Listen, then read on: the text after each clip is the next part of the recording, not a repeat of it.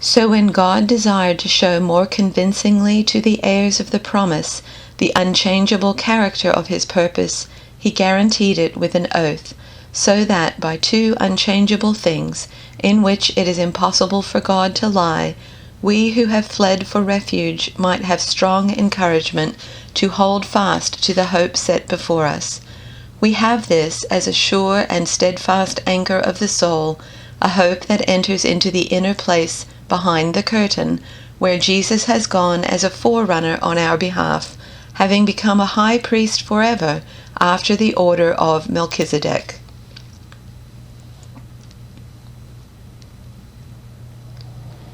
In the same way, when God desired to show even more clearly to the heirs of the promise the unchangeable character of his purpose, he guaranteed it by an oath, so that through two unchangeable things, in which it is impossible that God would prove false, we who have taken refuge might be strongly encouraged to seize the hope set before us.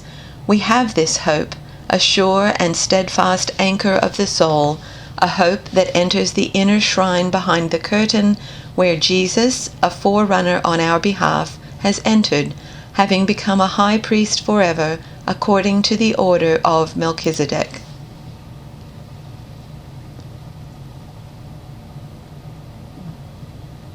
Because God wanted to make the unchanging nature of his purpose very clear to the heirs of what was promised, he confirmed it with an oath. God did this so that, by two unchangeable things in which it is impossible for God to lie, we who have fled to take hold of the hope set before us may be greatly encouraged.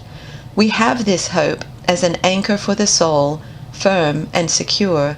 It enters the inner sanctuary behind the curtain, where our forerunner, Jesus, has entered on our behalf.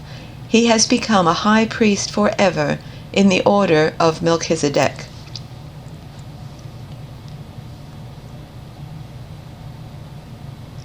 God also bound himself with an oath, so that those who received the promise could be perfectly sure that he would never change his mind.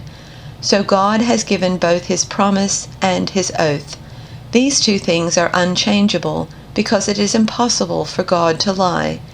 Therefore, we who have fled to him for refuge can have great confidence as we hold to the hope that lies before us. This hope is a strong and trustworthy anchor for our souls. It leads us through the curtain into God's inner sanctuary. Jesus has already gone in there for us. He has become our eternal high priest in the order of Melchizedek.